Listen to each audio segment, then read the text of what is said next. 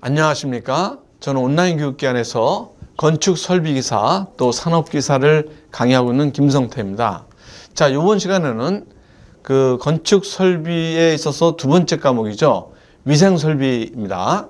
위생설비의 과목에서는 우리가 이제 본격적으로 우리 건축 설비에 대한 내용으로 들어가는데 화면을 보면서 말씀드리겠습니다. 자, 제1절 물의 일반적인 사항이에요. 물이 왜 여기서 들어가느냐? 우리가 위생설비에서는 이제 물을 공급을 해서 온수와 냉수를 공급을 해서 적당한 온도에서 우리가 세면도 하고 여러 가지 이 물을 갖다 사용하는 일을 하고 있어요. 그래서 이제 물이라는 것에 어떠한 물리적인 성질에 대해서 한번 먼저 얘기를 해보고 넘어가겠습니다.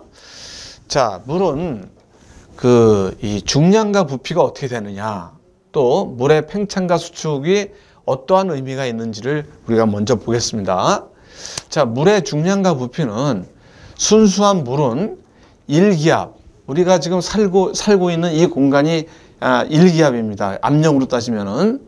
그래서 1기압 하에서 4도씨일 때 가장 무거워요. 4도씨일 때. 그래서 무겁고 부피는 최소가 됩니다. 부피는 1기압 하에서 4도씨일 때 가장 무겁고 부피는 최소가 된다. 자, 우리가 어떠한 이러한 연못에 물이 이렇게 담아 있어요. 그러면은 겨울이 돼갖고 한참 춥습니다. 추워집니다. 그러면은 추워지니까 1기압 하에서 우리가 살고 있는 공간이 1기압이니까 4도씨 정도가 되면은 물의 온도가 4도씨가 되면은 밑으로 가라앉아요. 4도씨의 물은 밑으로 가라앉아요. 왜요? 가장 무거우니까. 자, 가라앉아요. 찬 공기는 계속 여기에 표면을 갖다가 이제 차게 만들겠죠. 그죠?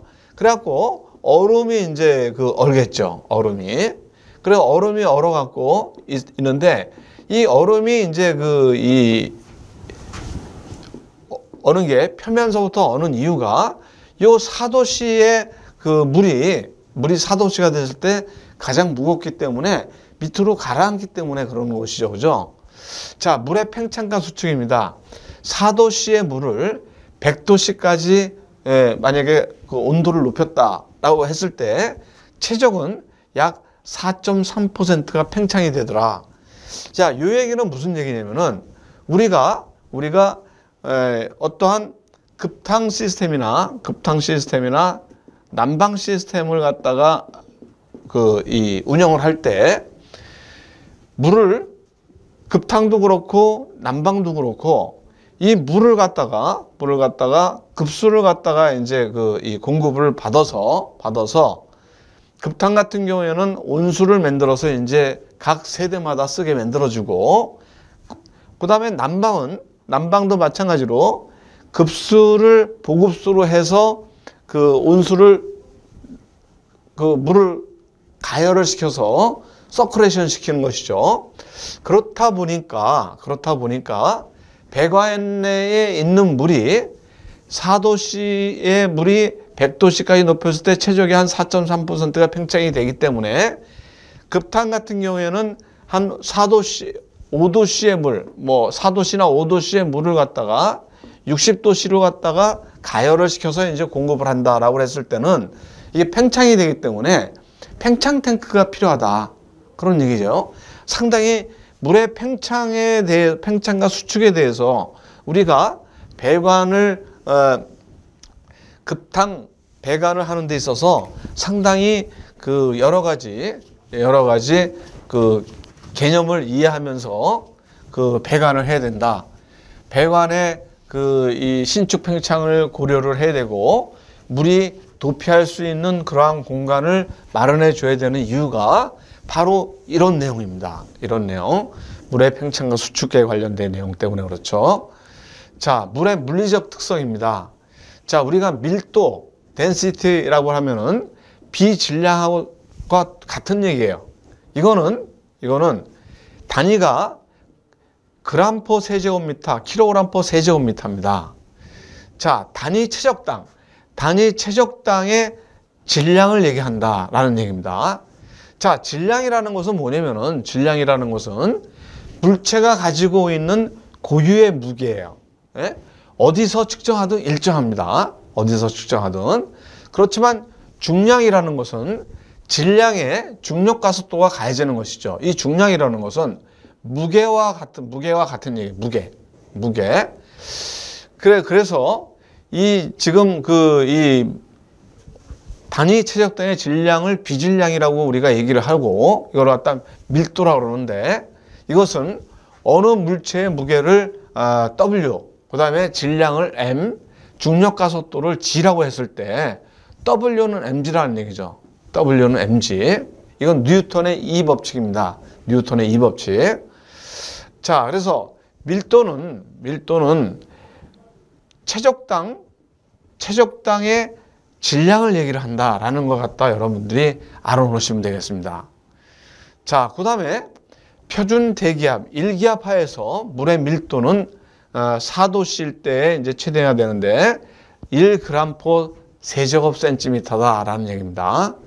우리가 이제 그 건축 설비의 이 문제를 갖다가 이제 접할 때 보면은 거의다가 요거를 물의 밀도를 갖다가 요거를 인정하면서 가는 경우가 있어요. 언급이 없으면 요거를 갖다 그냥 요게 1g/세 세제곱센티미터다라는 얘기입니다. 그렇지만은 이거를 갖다가 온도가 몇 도씨이고 물의 밀도는 뭐다라고 했을 때는 그거를 갖다 우리가 적용해서 이제 풀어줘야 되겠죠. 자, 그 다음에 비중량입니다. 비중량. 이것 또한 최적당에 요거를 갖다 무게, 중량으로다가 우리가 한 거예요. 중량. 최적분의 중량, 무게로 한 거예요. 자, 그래서 이 단위 중량을 갖다가 우리가 비중량 그럼 단위 중량으로 얘기를 하는데, 단위 중량, 비중량 이렇게 하는 것은 비자가 들어가는 것은 단위당이라는 얘기입니다. 단위당. 만약에 뭐 이제 비열 같은 경우가 있지 않습니까? 비열. 그럼 비열이라는 것은 어떤 물질을 1g을 1도씨 올리는데 필요한 열량이에요. 그죠?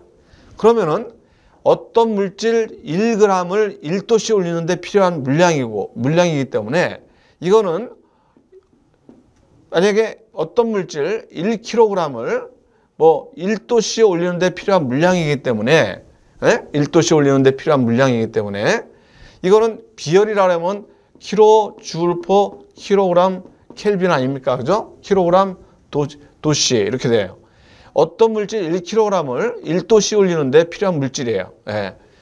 이 열량이죠. 그죠? 열량. 자, 이렇듯이 또 뭐가 있습니까?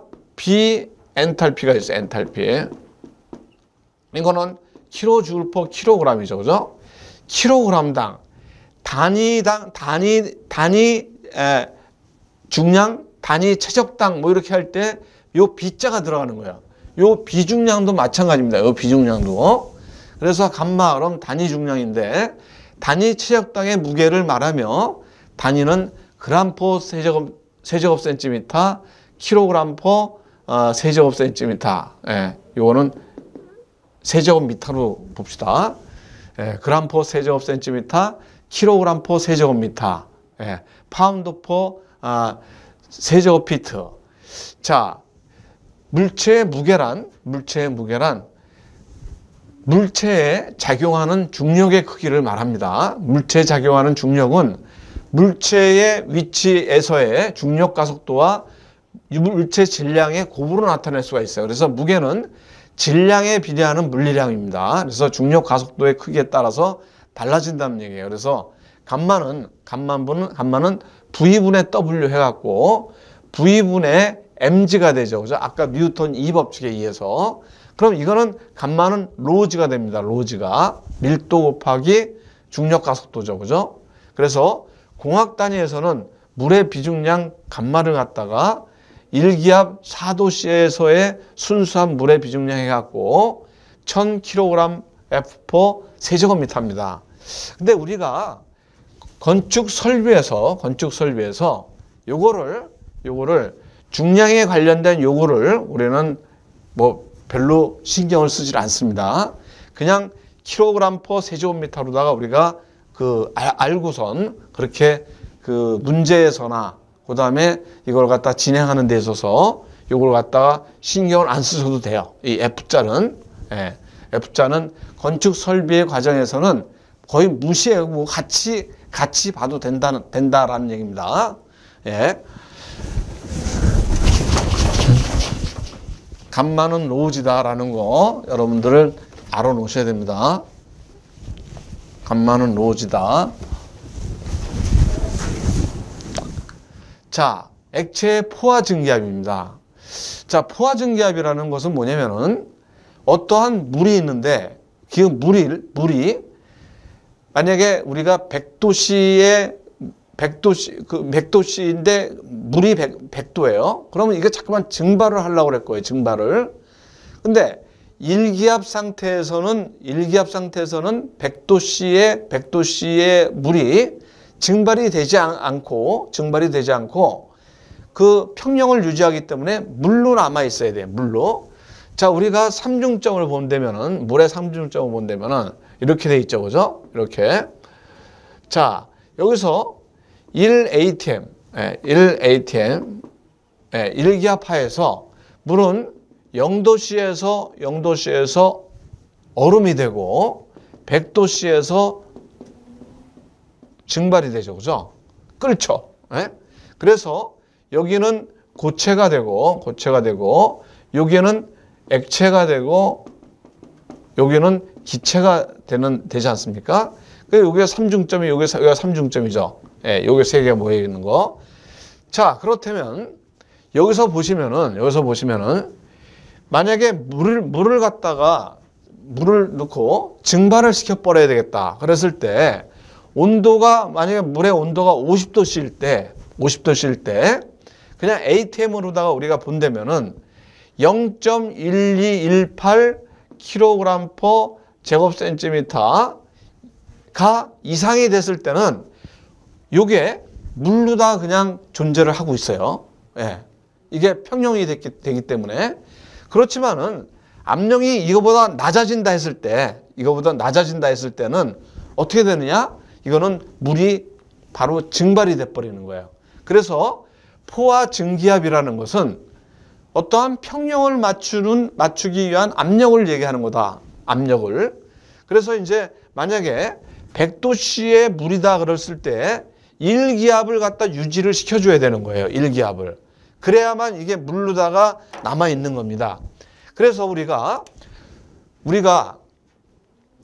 지역난방이나 이런 데서 고온수나 중온수를 갖다가 지금 이 받아다가 열교환을 해서 우리가 2차 측에 난방을 한단 말이에요. 한 60도 정도로 우리가 난방을 하고 있어요. 그랬을 때 그 이유가 뭐냐? 1기압보다 높게끔 걔네를 만드는 거죠. 그죠? 배관 내를 갖다가 1기압보다 높게 만들어요. 그러니까 높게 만들면 어떻게 돼요? 어떻게 해요? 끓는 점이 100도보다 높아진다는 얘기죠. 100도보다. 예. 요게 만약에 120도씨가 됐다라고 했을 때는 압력이 120도가 되면서도 그게 증발이 되지 않게끔 압력을 갖다가 높여줘야 된다는 얘기예요. 압력을. 1기압보다 더 높여줘야 되겠죠. 예, 요거는 그 실험치에 의해서 쭉 다 나와 있어요. 자, 그래서 액체는 분자 운동으로 액체 분자가 그 표면에서 기화해서 분리되는 성질이 있다. 즉, 증발하는 성질이 있다는 얘기예요. 증발하는 성질. 그래서 이 증발이 정지돼서 평형 상태에 이르러 액체로서 존재할 수 있는 압력을 유지하도록 하는 증기압을 갖다 우리는 포화 증기압이라고 한다는 얘기예요. 지금 요것처럼 50도씨일 때는 요거보다 높아야만 물르다가 유지가 된다. 그죠? 그 다음에 80도씨일 때는 이게 0.4675kg/제곱센티미터 이상이 돼야만 물르다가 물르다가 유지가 되는 거예요. 이거보다 낮으면 어떻게 돼? 압력이? 그러면 증발이 돼 버리는 겁니다. 그죠? 자, 이렇게 해서 액체의 포화 증기압에 대해서 봤습니다. 액체의 포화 증기압은 상당히 중요한 얘기예요. 예? 우리가 건축 설비를 하는 데 있어서 난방을 갖다 하는 데 있어서 그 어떠한 그 배관 내에 그 공기가 발생하지 않게끔, 예, 공기가 발생하면 어떻게 돼요? 에어 포켓이 생기면서 순환이 안 됩니다. 그럼 난방이 안 되는 거예요. 난방이 안 돼요. 그렇기 때문에 이 포화 증기압 이상을 갖다가 우리가 그 유지해야 된다는 거는 상당히 중요한 겁니다. 또 이 포화 증기압은 어디서 또 나와요? 어디서 습격작용도 마찬가지가 되겠고, 그죠? 습격작용도 이 포화 증기압에서 이제 이 포화 증기압 수들을 갖다가 우리가 계산을 해서 해줘야 되겠고, 그 다음에 우리가 이게 그 포화 증기압은 우리가 건축 설비를 하는 데 있어서 너무나 많은 그 부분에 있어서 그 중요한 부분입니다. 예? 공기가 생기지 않게끔 하려면 포화 증기압 이상으로도 압이 유지가 돼야 되기 때문에. 자, 그 다음에 이제 MPSH 유효 흡입수들을 갖다가 우리가 계산을 할 때 이 포화 증기압을 갖다 우리는 항상 고려를 해야 되겠죠, 그죠? 자, 이렇듯이 이 액체의 포화 증기압이라는 거에 대한 이 내용을 갖다가 여러분들이 설명할 수 있어야 돼요.